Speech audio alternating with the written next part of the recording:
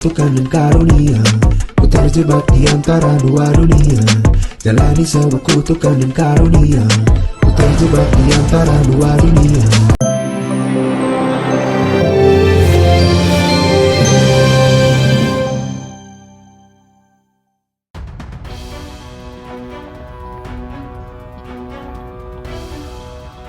Pemirsa, Rizal Gibran akhirnya penuhi panggilan polisi terkait dugaan kekerasan dalam rumah tangga atau KDRT atas pelaporan Sarah istrinya.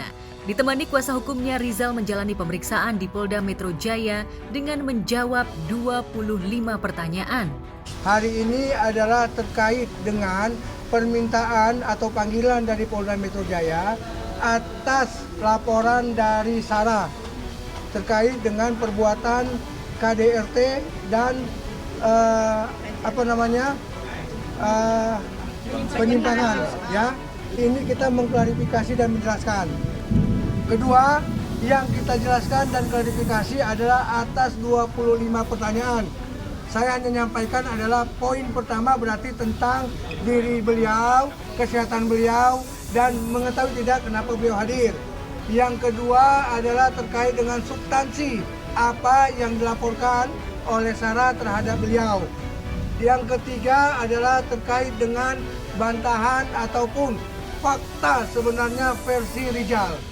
Artinya atas segala yang dia sampaikan, menurut Rizal secara bukti fakta yang ada itu adalah tidak benar dan sudah dia nyatakan dalam berita acara klarifikasi pada hari ini. Selain soal pemeriksaan, Rizal Gibran juga mengungkapkan sejumlah bantahan terkait tudingan yang dilontarkan Sarah istrinya. Karena kemarin itu dia yang melaporkan, maka dialah yang berkewajiban membuktikannya. Nah, hari ini kami menyatakan sesuatu tentunya dengan bukti-bukti, fakta-fakta dan saksi yang benar-benar tahu atas persoalan ini. Termasuknya ada sebagai saksi mungkin, Bang? Karena ini proses penyelidikan untuk terangnya suatu tindak pidana, maka tidak layak dan tidak tepat kami yang menjelaskannya. Biarlah penyelidik yang melakukan itu. Kasus hukum Rizal Gibran bermula dari pelaporan Mai Sarah Nurzaka, perempuan yang dinikahinya pada 22 Februari 2022 atas dugaan KDRT atau penyimpangan seksual ke Polda Metro Jaya pada 13 Februari 2023. Hebohnya Sarah mengaku mengalami KDRT sejak pernikahan mereka berumur 1 bulan. Kalau mengenai KDRT-nya sudah sering dari awal pernikahan udah mulai cekcok. Jadi alasannya dia sering pulang malam itu dalam keadaan mabuk. Seperti kayak saya ajak bermain logika aja deh. Ini permainan enteng ya, belum yang berat. Karena yang berat saya udah ada buktinya. Satu, gini. Saya waktu taruh dengan Sarah, saya menceritakan profesi saya apa teman-teman. Artis ya, saya 30 tahun di dunia film. Ya, ada nggak teman artis berangkat jam syuting, berangkat coffee hour, berangkat jam 7 pulang jam 5.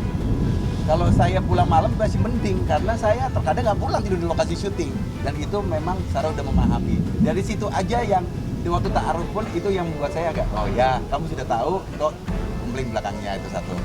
Itu aja sih yang saya ngajak bermain simpel.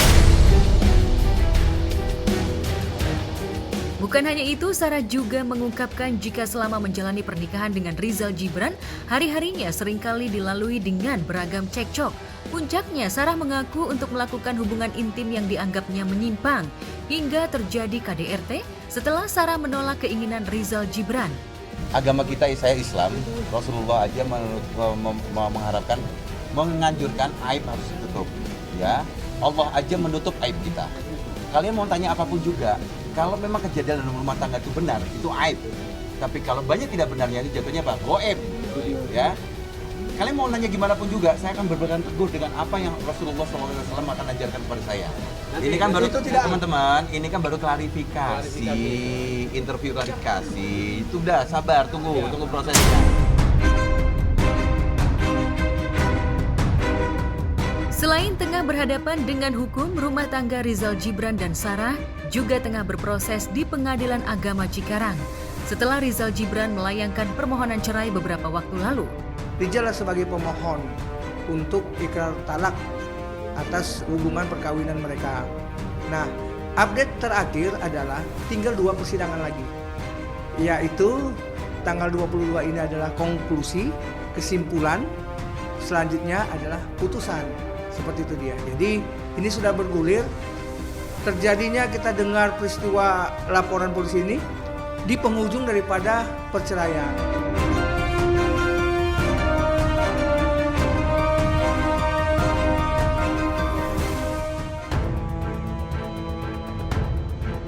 Pengacara Sunan Kalijaga terlihat menahan geram ketika melihat aksi dugaan pembulian dan pengeroyokan yang menimpa anaknya Sean di lingkup sekolah melalui rekaman CCTV.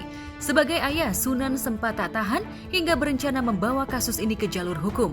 Menteri dalam kabinet pada saat ini. Ya, lalu juga beliau menyatakan saya kenal dengan pengacara senior yang berinisial H.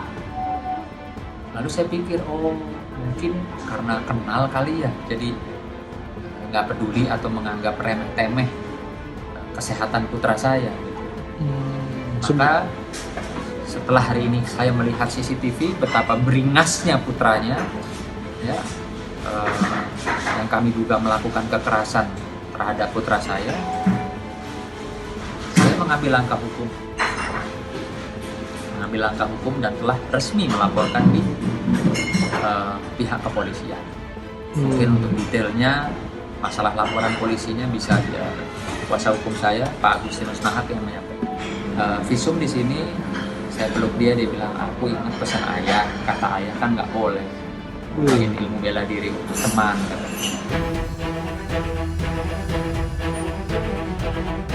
Menurut Sunan Kalijaga, anaknya bukan hanya korban bullying seperti yang diduganya selama ini. Sean justru sedang menjadi korban kekerasan dan pengeroyokan oleh 6 orang teman sekolahnya.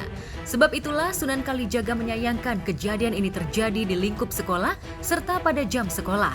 Ya, yang pasti saya bersyukur ya, nomor satu anak saya tidak terbaring di rumah sakit atau dalam keadaan parah di ICU ya. Saya sangat bersyukur kepada Allah Subhanahu wa Ta'ala. Namun demikian, perbuatan bullying, kekerasan, pemukulan ya, di sekolah itu tidak dibenarkan, tidak boleh atau harus diberikan efek jera pembelajaran. Sunan Kalijaga berniat akan melanjutkan kasus dugaan penganiayaan dan pengeroyokan Sean ke jalur hukum. Sebab hingga berita ini diturunkan, Sunan Kalijaga dan orang tua pelaku dan pihak sekolah belum menemukan kata damai. Sunan Kalijaga berujar akan membela anaknya hingga tuntas, sekalipun harus berurusan dengan pengacara seniornya. Sebenarnya kan belum ada perdamaian. Kalau perdamaian itu kedua belah pihak harus sama-sama sepakat menandatangani surat pernyataan damai bersama. Ini kan sepihak, artinya mereka menyatakan bersalah, menyatakan pernyataan bahwa memang telah terjadi kejadian itu. Tapi untuk di kepolisian itu memang karena kasus anak akan dibuka ruang restorasi justice itu 4 kali. Di kepolisian 2 kali, di kejaksaan sekali, bahkan di sidang pun akan tetap dibuka ruang untuk damai itu. Tapi ingat bahwa perdamaian itu bukan artinya tergantung dari pihak korban juga kan begitu. Kita sih melihat bahwa masa depan anak.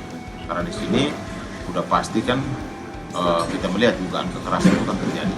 Ya kan, bullying juga terjadi dan jelas di pasal 76C itu jelas bahwa ada ancaman hukuman 3 tahun 6 bulan dan juga ada denda ya. Denda juga kurang lebih 76 juta. 72 juta. Kecewa ya sama orang tua daripada yang kita duga sebagai pelaku penganiayaan terhadap putra saya.